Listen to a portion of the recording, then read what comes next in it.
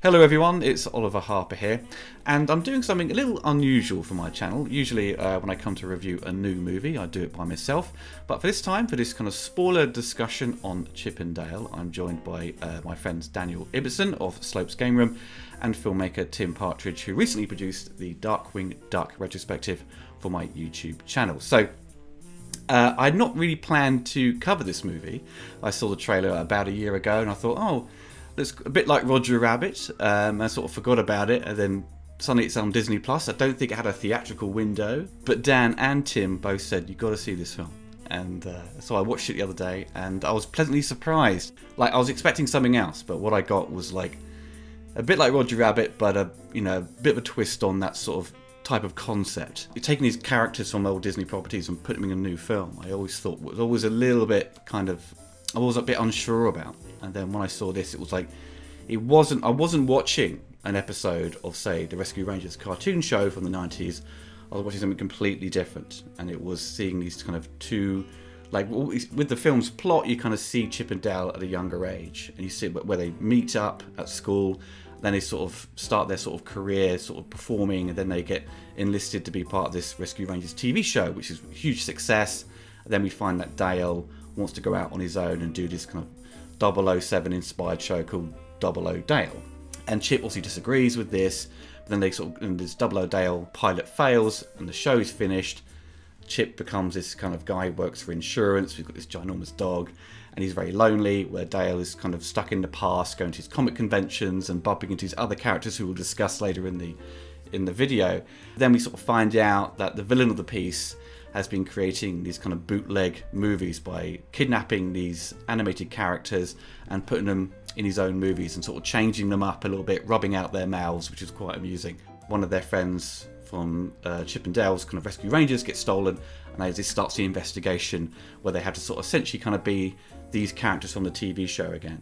And I thought it was a very clever twist on the whole thing. But Tim and Dan, both big Disney fans. So Dan, what did you think of this? I liked it. I thought it was really good. It felt very much like if the writers of something like a South Park show had been given, the all go for it, go crazy. But this was a Disney film, and that was probably the most surprising thing for me. I mean, I enjoyed Rescue Rangers back in the day, but I would watch it if it was on. It wasn't something I went out of my way to watch. I do have nostalgia for it, especially the theme tune, So I had a lot of fun with it, but it was just such a bizarre concept because it throws everything out the window. Everything was made as a show, kind of like Roger Rabbit, like you say. These cartoons are created in a studio, rather than hand drawn. That's the way they put it. And Chip and Dale don't sound like Chip and Dale. They sound like Andy Samberg, apparently, who can put on a Chip and Dale voice. But yeah, it was so bizarre. Both me and my wife are hardcore Disney fans.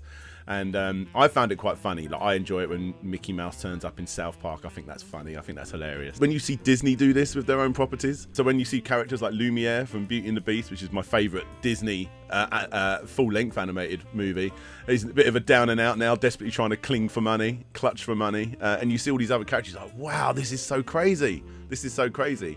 It turned in, for me, it was more of a, oh my God, look at that thing. Oh my God, look at that thing, rather than the cameos were there to enhance the story. So, for instance, with Roger Rabbit, everyone's making that comparison. When Betty Boop comes in, it works with the story, whereas in this one, Batman versus E.T., like, it's just heavily injected in there to make you go, oh my God, and you got a very different tone in that sense. But no, I enjoyed it. I've watched it twice, actually. I watched it with my son afterwards, and yeah, it was good. But then afterwards, we watched Roger Rabbit and realised how much more timeless that movie is. And at 7 years old, yes, he is properly scared of Judge Doom now. But it's interesting that seeing with Chip 'n Dale, and you compare it to Roger Rabbit, the tone, even though it's doing the same thing, Roger Rabbit is a totally different movie, I thought. And there's also a celebration of the golden age of animation, where this is very much kind of throwback to 80s and 90s. So for our age group, it's kind of very fitting. And I thought to myself after finishing watching it, who's this kind of aimed at? Is it aimed at us? Because the kids wouldn't get a lot of the gags or the references. Yeah. There's a few things in there my kids got. Like a couple of the cameos are for younger ones. There was like Doc McStuffins, which is some young Disney Junior nurse thing that my daughter watches. There was a couple of little things like that. But it was very much me and my wife looking at each other every so often like, oh my God, look, there's Butthead. Oh my God, there's someone from South Park. But so it was a lot more, I suppose, more for our generation really than the younger generation. So Tim, obviously you are, a big fan of Roger Rabbit, and obviously having produced a Darkwing Duck video, which is very much 90s animation. What are your thoughts on this? Was it were you very surprised by it? It's really interesting because when this was kind of announced, being a fan of the Disney Afternoon at the time and watching the original Chip and Dale Rescue Rangers, being the target audience of that time, I kind of expected, I think a lot of people do, because we're just drilled in that way, that it was going to be a kind of a big screen adaptation of that TV show. And then I saw a synopsis was released, and it said that it was this kind of meta cynical thing where it's playing with IP and Dale's CGI. And my first thoughts were kind of like, that's not that, what is this? And I think that's probably how a lot of fandom felt.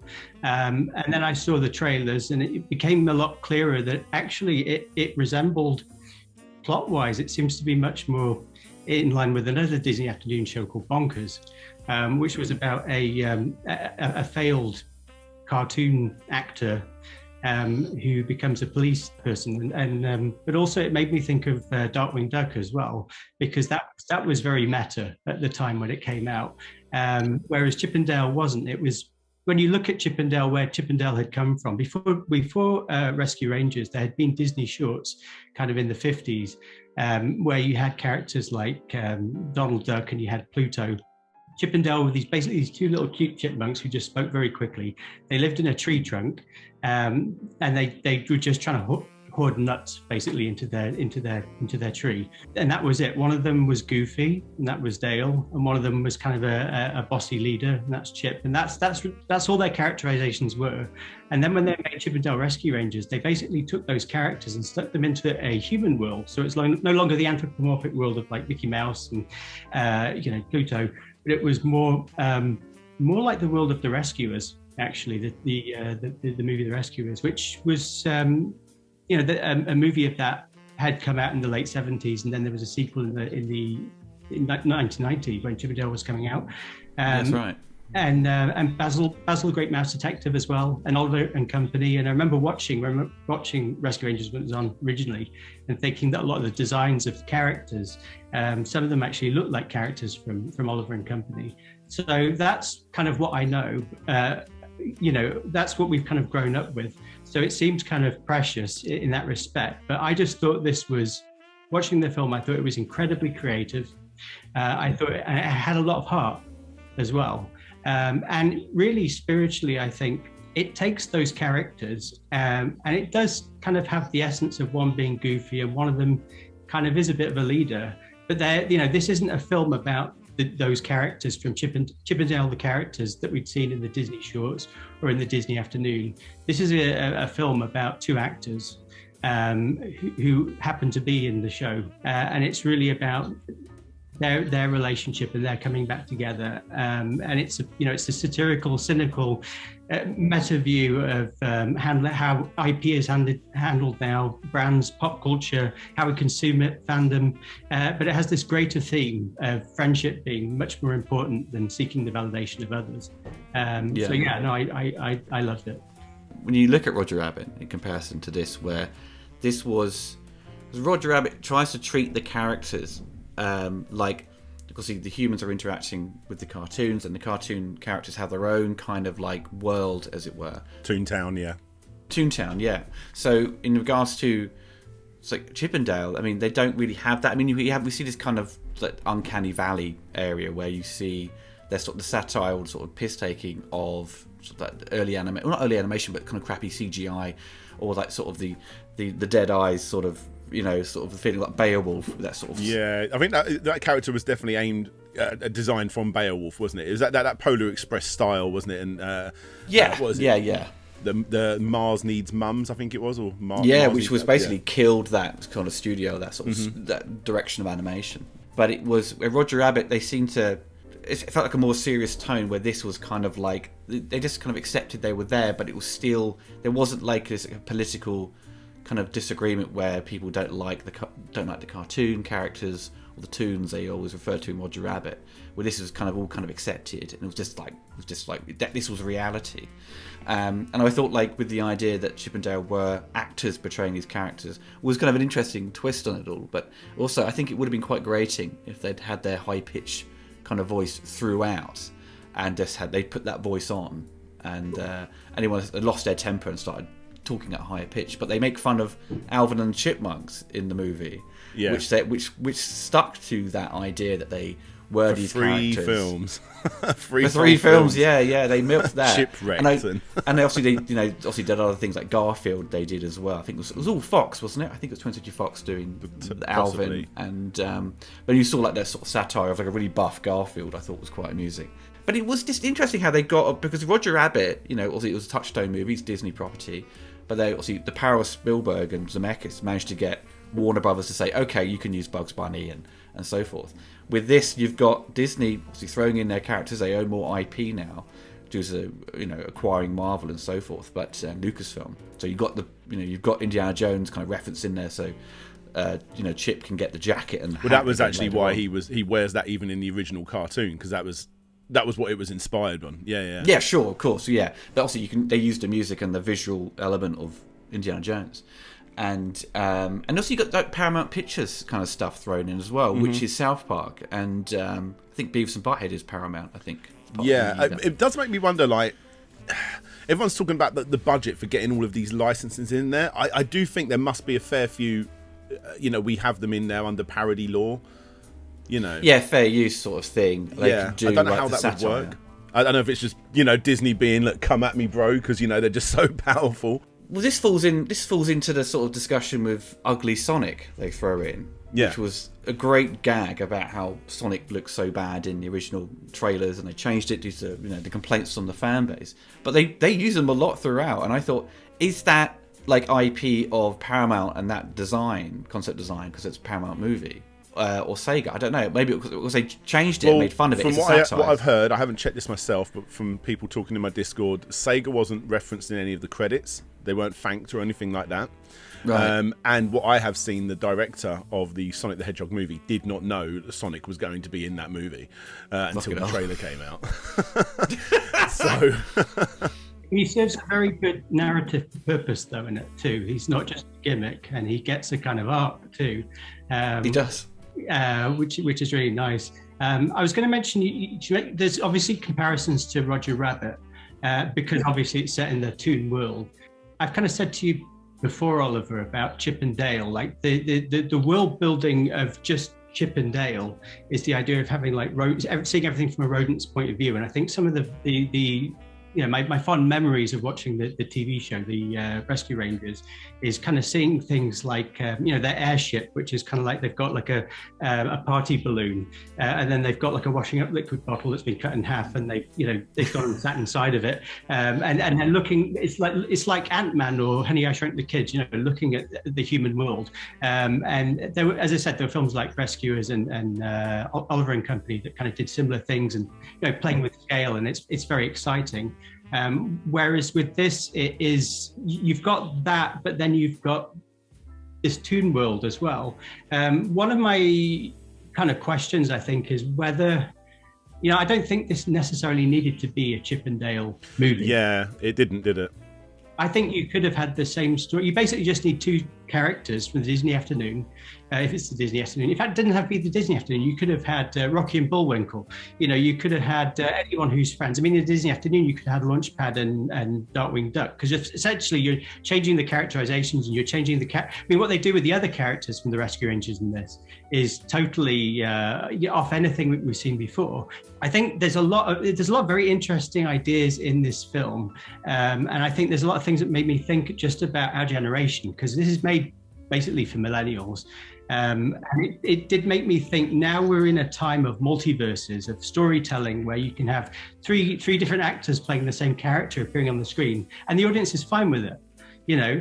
There was a time where you just kind of have, I don't know, a superhero or whoever appearing on the screen, and it would just be there'd be one incarnation at a time, and that's all we'd take, and everything would have to be kind of. I mean, look at James Bond, for example. You know, even to Pure Eyes Only, they've got references to On Her Majesty's Secret Service. It's like everything's funneled that way. Whereas now, I think people can think more like, oh, you know, there's lots of different things lots of different versions of things going on at the same time.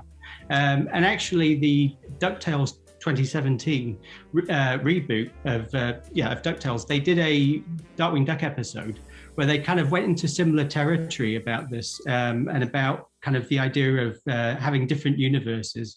I think for a lot of the younger audience watching this, it's going to get them to look at the older stuff, because it just does.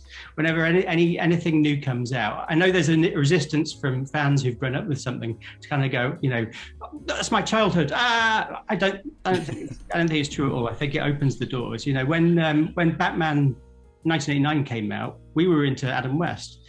And then when they started to release things like the Robert Lowry show, or, you know, whatever, we then deep dived into that, you know, and we get into other things. And I think it's good for that. And then there's the Roger Rabbit element too, which you mentioned before. Roger Rabbit was a period film.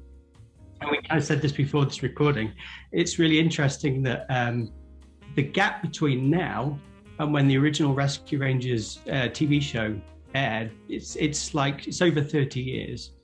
And in Roger Rabbit, the gap between when it was set, which is the late 40s, and 88 when it came out, it's not that far. Like, the distance is not that far away. You know, it's crazy, isn't it? It's crazy. And there were lots of things in Roger Rabbit. You know, like the bit where, do you remember the bit where Bob Hoskins gets the sword that's Frank Sinatra, or the bit where the kind of red herring moment where they say Harvey the Rabbit. You know, say hello, Harvey. I'd never seen Harvey. I didn't know that film existed. You know, I had to wait till the IMDb, but it then made me think, oh, I want to deep dive. I want to get into that. And you know, and Roger Rabbit was a film really about. It was based around a human. It's very much Bob Hoskins' performance piece about a PTSD suffering detective, you know, with alcoholism issues, you know, who is very prejudiced towards the cartoon characters. And the whole film had a very on the nose subtext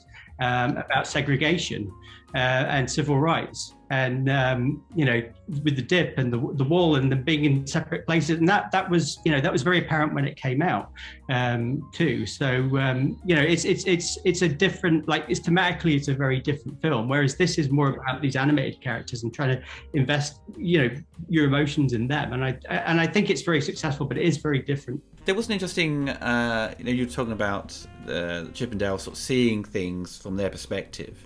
Everything's kind of small. I think obviously the humans, everything's ginormous around them. I thought to myself, well, did the filmmakers shoot some of these sections with miniatures? Because it looked quite effective, you know, with the scaling and stuff. So yeah, I thought that was. There's definitely a lot more going on with CGI in this film. A lot more rather than practical effects. And I think it's going to be the sort of stuff, including the way that, which one is it? Chip is animated. The way he's got that cell shaded look rather than 2D. I think all of that is actually going to age this film a lot more than, like I say, Roger Rabbit still looks the nuts, like many years. Roger Rabbit has the sort of shading on them, so it sort of make it seem like it's blending into that world. Yeah. Sort of the extra attention to detail, and it had a lot of layers on flat. top of the 2D, to make it look 3D. But I wasn't a fan of the. I look at it as like the wacky races for the Dreamcast animation style that they put on Chip.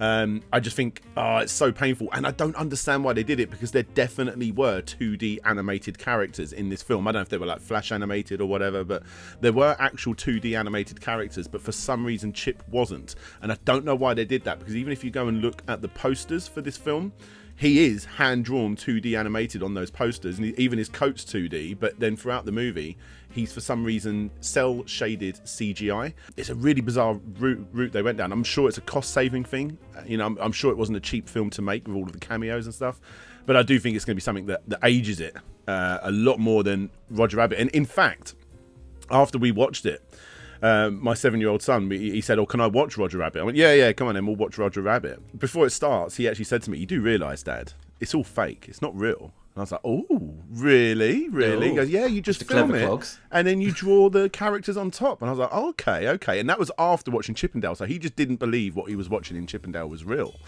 But then when we watched Roger Rabbit, and that scene where Jessica Rabbit comes out, and I'm starting wondering, hang on, should I really be watching this with my son?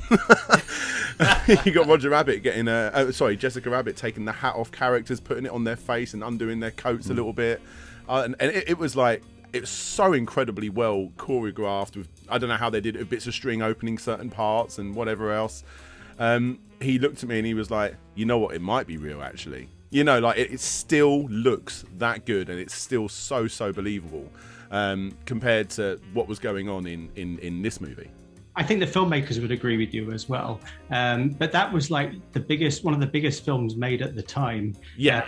And it had, Robert Zemeckis straight after Back to the Future, and Spielberg as a producer, and Richard Williams, overseeing the animation. As you know, whereas this is kind of like a much smaller kind of streaming movie.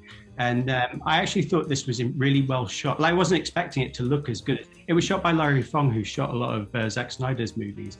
And I thought there was just a lot of thought and effort and invention, and the way that it moved into kind of live action, kind of action tropes and things.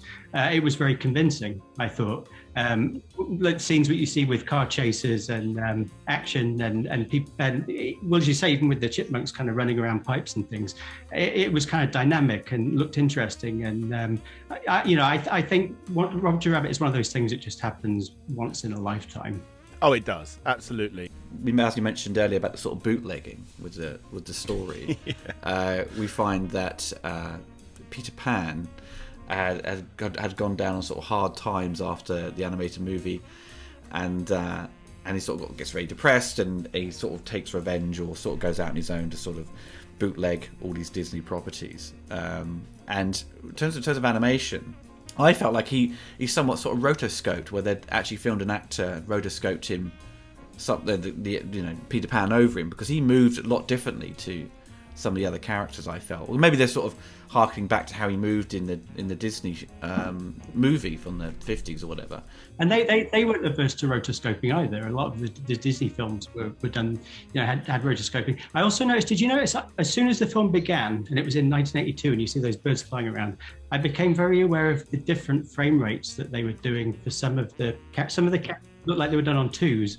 Some of them looked like Roger Rabbit looked like it was done on 1s, as Roger Rabbit was done in the movie. But I think in the trailer, I remember seeing Roger Rabbit and thinking, that's a bit of a shock watching Roger Rabbit. They look a bit more like a bit more jerky, don't they? It's like they're missing frames of animation. Mm-hmm.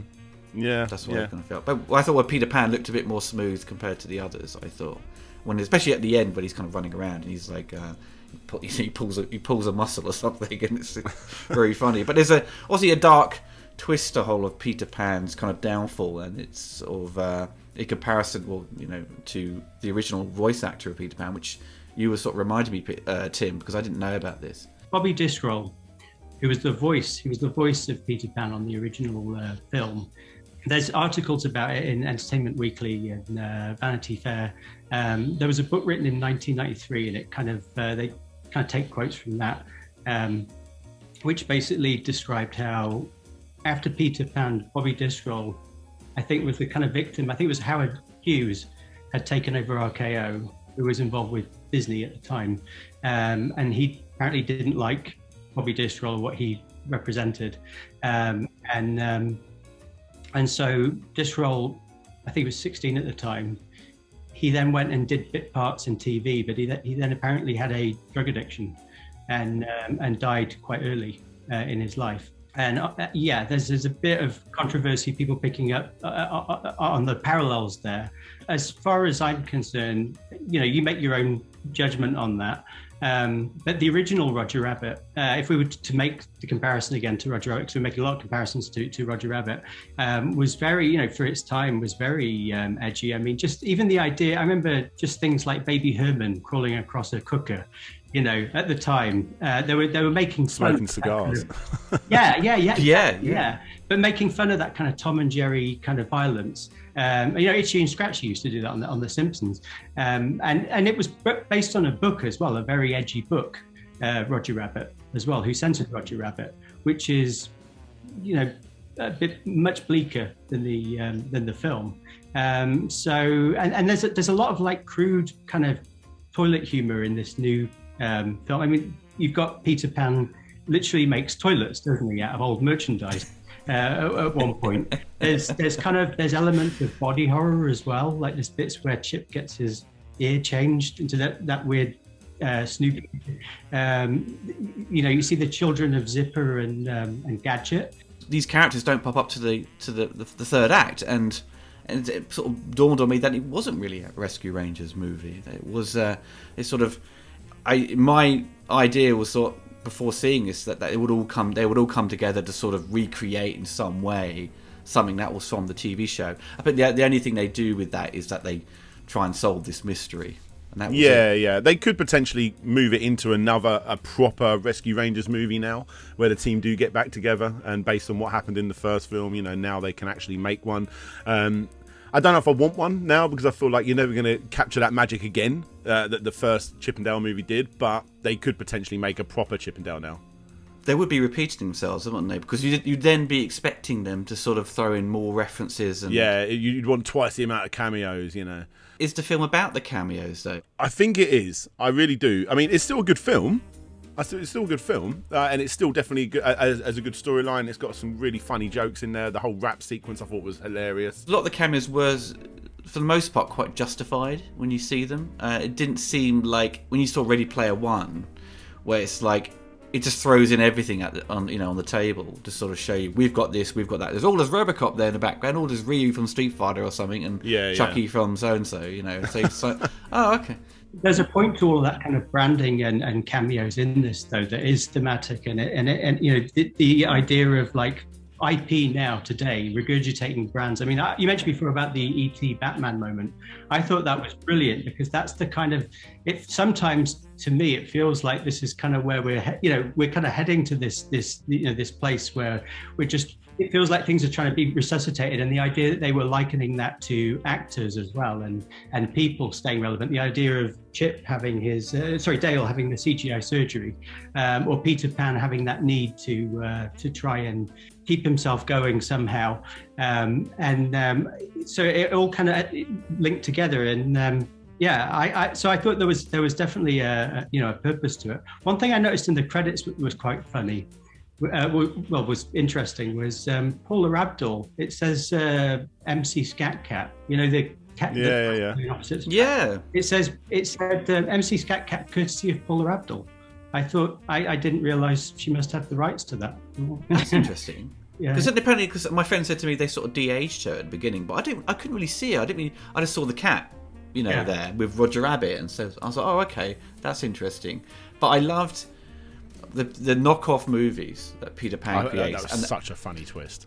And the names he gives them, which I thought was one of the greatest gags in the film, because it reminded me a bit like Scott Pilgrim, where Chris Evans, who's like the actor in that film, where he plays, it's been all these action movies, always kind of, they make up all these kind of bogus movies, and they're just like stupid names, and this was also plays on that as well. And it reminded me of, like, in some way, with Disney making fun of all their crappy sequels for their sort of VHS, and I thought that was great. I mean, there's loads of great visual gags that really work, and to me, I didn't feel like it was kind of pandering to the cameo thing too much, and I thought it was somewhat justified. And just seeing, like, when they're going through the spa bit where there's obviously met the snake who made them rap and so forth, and you see Randy from South Park just in this sauna just sort of like just melting in the heat, and I suppose he didn't. Scrooge in there, don't you, and a few other ones. Carries money, which is I didn't realise till David Tennant had been voicing Scrooge for the new show, and I didn't realise he'd done that, because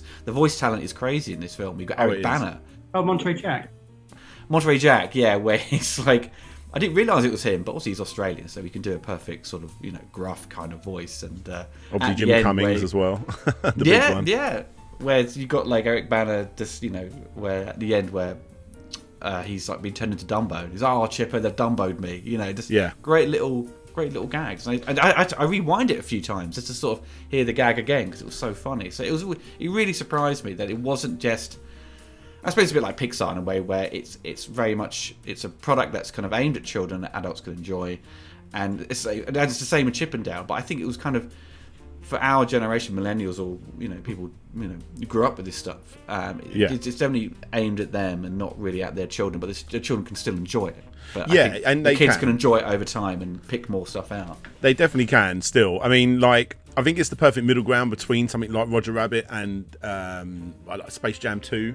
Like, the original Space Jam isn't the greatest movie anyway, but I mean, we've all got nostalgia for it because we watched it back in the day. But then now you got Space Jam 2, and I remember watching that with my son, and even though he was quite enjoying it, a basketball game might not have even been happening as far as I was concerned, because all I was doing was just staring at the crowd, not watching the story, just trying to, oh look, there's Clockwork Orange, oh look, there's whatever, oh look, there's all of these Penguin from Batman, oh look, there's another Penguin from Batman from a different universe, and oh look, there's the Flintstones and everything else, where I was just more interested in the cameos than any kind of storyline, where this is more middle ground. You care about the storyline and not spending your time the cameos work, where I think cameos. in the original Roger Rabbit you're not looking for cameos. It's a brilliant story just on its own, just happens to be in a cartoon world. Yeah, and all of that supports, all those cameos, I said, they support the story. And I remember there was that bit at the beginning where they go into Pete's factory, don't they? And there's Shrek dolls, and they're being recycled. And I was thinking to myself, Shrek was kind of a satire of kind of that kind of corporate filmmaking that of kind of Disney movies, and it was spoken about when it came out, very much so. And it's like now we're making fun of Shrek, like we're getting to this meta level. It really makes you feel in this. I think it was really good the way that it made you feel in this world where these characters really do feel this pressure to kind of keep up and stay relevant. As the brands themselves are trying to keep up and stay relevant. Yeah. And it's also like because Seth Rogen's doing the voice of one of these sort of Uncanny Valley characters, the sort of guy, kind of Beowulf type CG character, and at the end you see all the characters Seth Rogen's voiced, and it's like from DreamWorks, Disney, and so forth, all in one shot, all just laughing at the camera. I thought was they've got they got away with quite a lot. Well, the whole the Uncanny Valley thing where they turn up and they're seeing people on the streets as well. The idea of like the rejects of society, the people who didn't kind of make it in this really high pressured celebrity Hollywood cartoon world. You had the Cats remake in there, didn't you? Yeah, that's right. And it's got the polar bear from the Coke commercial. Yeah, quite a big character. Because I saw that, I thought that must be the Coca-Cola bear, right? And Natalie goes, well, she googled it and said it wasn't. But I was like, well, he's wearing a Christmas jumper. This is where I get really nerdy on Disney. So as a nerdy Disney fan, this is a weird film to watch. Like I say, this is a Disney only made film. Like, they made this film, and they really messed around with some of their properties big time. You can't look at this as a Disney fan and say that this is canon, because you're going to have a bad day. So little story time for you. When I went to I go to Disneyland a lot, and you get into the mode. I feel like if you play along, like you have such a better time. We went along with my mum's partner, and he'd never been along with us at all. And he's like, so what are we queuing for? I'm like, to go meet them. Go meet Aladdin and Jasmine. What, those people over there dressed up? I'm like, it's not people dressed up. That's Aladdin and Jasmine. You got to soak yourself into it. But he just couldn't get his head around why you would queue up for an hour to go meet someone that's dressed up. So in our mind, we've met Peter Pan, and that's what we tell our kids. We've met Peter Pan, and we've met all of these characters. But then you watch this film, and that gets thrown right out the window. Like, oh, by the way, that isn't Peter Pan. Peter Pan's actually a bit of a thug, just so you know. He's not a nice guy. What I will say is one of the most jaw-dropping moments was right at the end. Massive spoiler. Do not listen to this part if you haven't seen it, but when he gets changed into about 15 different properties at once, where he's a bit of Wreck-It Ralph, a bit of a Transformer, a bit of Woody from Toy Story. I think he's the Belly from Hunchback of Notre Dame. I'm not sure, and I'm not 100% sure. And he's the cat as well from the actual show, isn't he? Is it that, or is it from the Aristocats? I wasn't sure. Oh, I don't know. What do you think, Tim? There were a few characters, weren't there, who were just created for the movie, who looked like they could be from something else. An oh my god moment, because it was just throwing some of the biggest properties on there, like a bit of Optimus Prime, a bit of Woody, and I'm like, what is happening here? It's I guess, as you'd said earlier on, Dan, like, you know, watching the show, but don't remember much of it outside the sort of theme tune, and I think that's kind of a lot of nostalgia plays on it is the theme tunes. And you know, I've not seen a TV show for a long time, even though it's on Disney Plus, we can all watch it. But I've not really gone back to it. I think because it's not the things when I go back to these old cartoons I grew up on. You can see the faults with them very, very early on, with essentially repeating the same storyline every week, and it's just like the same thing, a bit like Thundercats and so forth. But all you remember is the great opening sequence with the theme tune, and how the film ends, where they sort of joke as well, like, oh, they're going to play the theme tune at the end. They don't want the new one, they want the old one, and then they play the new one anyway. It's yeah, like, like some boring R&B version. Yeah, they do it all the time, but it wasn't a bad, you know, interpretation of it at all. No. The whole and you get to hear the original theme tune very early on in the movie anyway. And it's got the NES video game, which I played a lot actually. So all those old classic Capcom Disney games are brilliant. Yeah, really good fun. And the score by Brian Tyler did a very good job of sort of you know, matching the old stuff. But I also think he created a tone too. Certainly helped really balance this tone by scoring it straight. It's pretty much scored like a straight adventure thing rather than scoring for laughs. And it really, and the emotional moments too, they're given so much more from it. I just want to mention about sequel, because you mentioned that before, about if they came back and then they could do more crime fighting. Kind of as I mentioned before, these characters that we're seeing in these version of these characters in the films aren't the same characters as the characters from the Rescue Rangers TV show. So I'm not sure I would. I mean, I guess, you know, we're in a multiverse kind of world now, where different interpretations of characters are very easily accepted, I think, by an audience. So, you know, who knows if the demand's there, go for it. But I think you could also make a live action or cartoon, you know, direct adaptation of the TV show. I think you could still do that. Guaranteed, if they do a sequel of this, they're going to go down the very typical, which Disney probably created, if I'm honest, is in Disney Marvel, where I don't know if Black Widow's strong enough, so maybe we'll do Black Widow and another character, and it's Guardians of the Galaxy 3 plus 4. So what they would do is they would bring Chip and Dale back as Chip and Dale Rescue Rangers, but they'll shoehorn in another character with them as well, or another series, so something like DuckTales. And they'll be together, they would pull in the crowd. So essentially they would probably work better as supporting characters. I mean, I don't know if they'd work better, but I just feel like that's probably what's going to happen, especially now everyone's expecting it to be cameo heavy if they did make a sequel. Well, yeah, that's a sort of, I wouldn't want to see a sequel. I think it works as a little isolated piece, and like Roger Rabbit, because they always want to do a sequel to Roger Rabbit just down to the numbers it made. But I don't think it would work, and Roger Rabbit sort of died out in popularity he sort of just disappeared, didn't he? Did a couple of shorts they did, and that was it. He just sort of pops up now and again. Maybe people found him more irritating than he's insanity. It's a very serious movie, but with the most zaniest character going. It's two like completely opposite ends. Oh yeah. And the reason that movie works is because Bob Hoskins' character Eddie Valiant hates Roger Rabbit. It's got that friction. As soon as they like each other at the end, they kiss, they walk away. Because if you saw more of them, I think with them liking and accepting it just doesn't have the contrast that sustains that, you know, feature length. One person we haven't mentioned, by the way. So I thought when I saw the trailers and actually just watching the film, it's a very male-centric film. Like all the characters are basically male, and you've got Seth Rogen in it as well. And it kind of almost felt a bit, when I saw the first trailer, I was thinking this almost feels a bit like a stoner comedy from 20 years ago. You know, especially there's that muggy bit at the end of the trailer where you've got Seth Rogen doing his laugh. and they hang on it for ages, and it felt a bit, but you could see that there was a sort of bromancy element to it too, and it's very meta, but it's meta as well. And I thought that the character of Ellie, played by Kiki Lane, I thought she really balanced things out. I thought she added so much heart to it. And there's several moments that I thought were great.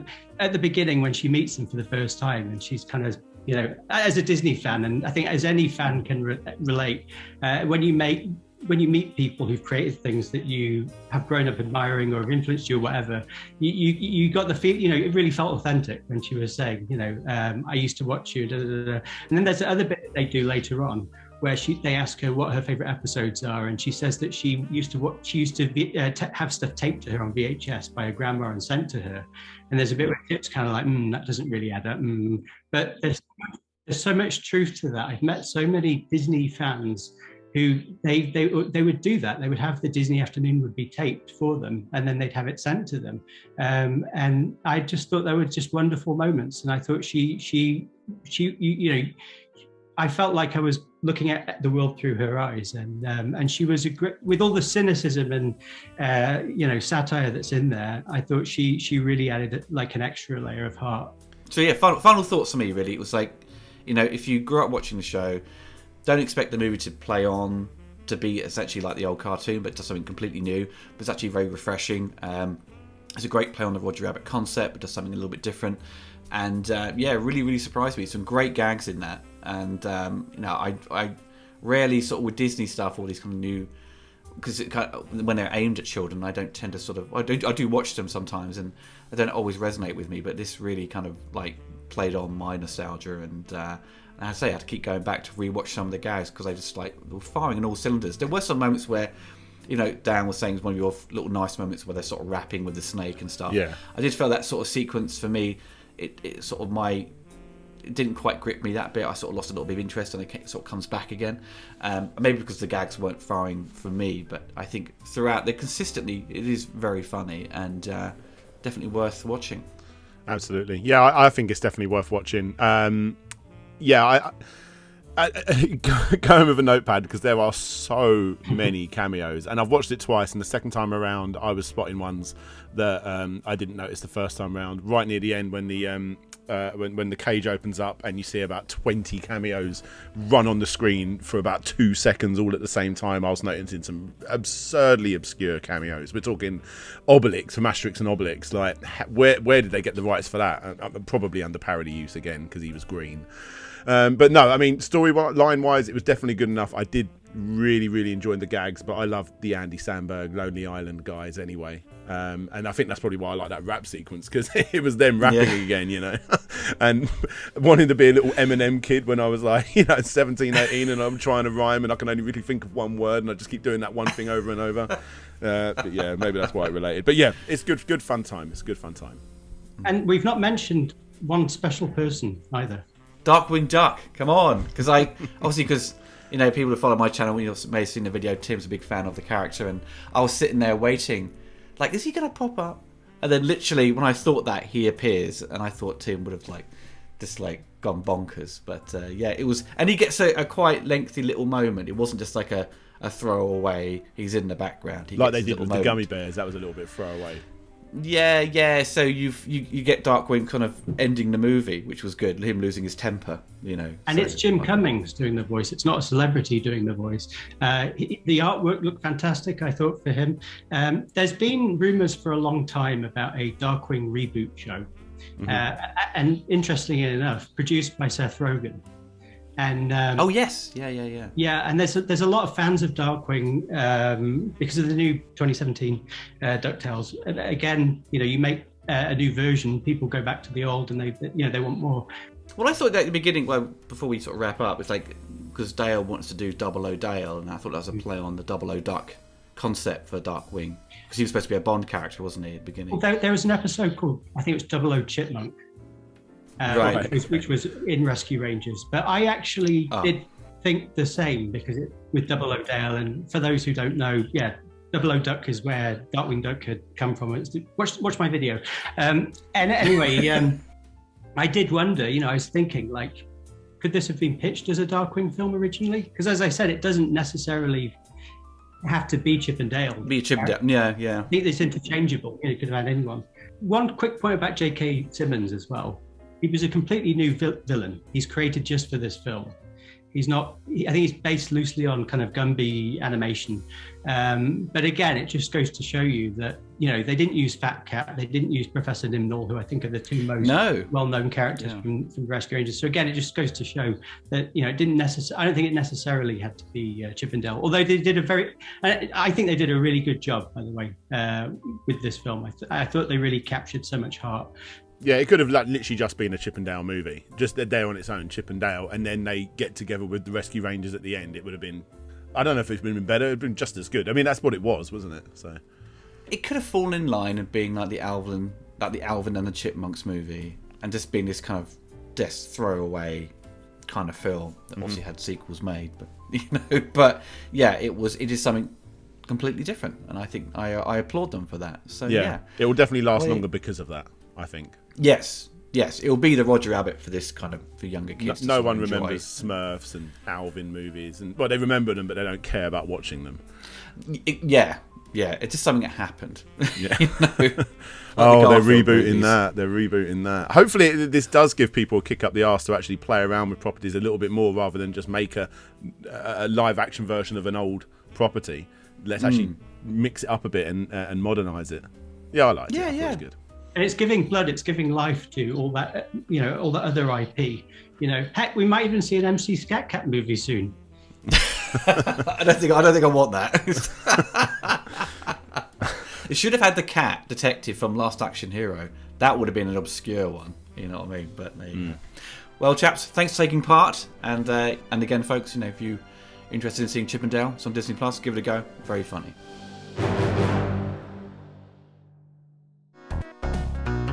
If you enjoyed the video, don't forget to hit the like button and click the bell to be notified of my latest retrospectives and reviews. Big thanks to my patrons for supporting the channel. If you want to get involved and gain early access to my content and exclusive videos, then follow the link below.